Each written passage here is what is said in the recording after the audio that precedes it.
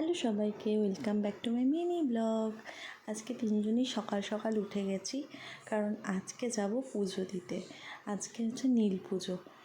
আর উঠেই ব্যালকনিতে চলে এসেছি, কারণ গতকাল রাত্রে ভীষণ ঝড় উঠেছিল, ব্যালকনির অবস্থা খুব খারাপ। তো এখানে সুপ্রতিমকে ব্রেকফাস্ট দিয়ে দিয়েছি, পিকুরও খিচুড়ি বসিয়ে দিয়েছি। সব কাজ বাজ সেরে একবারে মন্দিরে যাব। আমি তো সকাল থেকে পুরো উপোস, বাড়ির ঠাকুর এদিকে পুজো দিয়ে সব কিছু সেরে আমরা তিনজনে মন্দিরের উদ্দেশ্যে বেরিয়ে পড়েছি।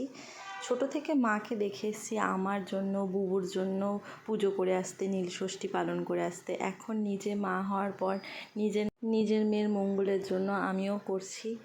আর মা তো প্রথম থেকেই খুব চিন্তা করছিল যে সব কিছু একা হাতে সামলে করতে পারবো নাকি উপোস, কারণ পিকু এখনও ব্রেস্টফিড করে। তো সবটাই ভগবানের আশীর্বাদে হয়ে গেছে ভালো মতো। আর সুপ্রতিম থাকাতে অনেকটাই হেল্প হয়েছিল আমার।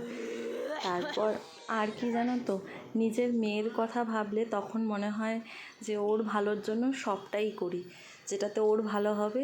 আশা করি সব মায়েরাই তাই, নিজের সন্তানের ভালো কে না চায় বলো। বিকেলবেলা আমরা রেডি হয়ে চলে গেছিলাম পিকুর পিসুন বাড়ি, কারণ এরা না পিকুকে 1.5 মাস দেখতে পারবে না।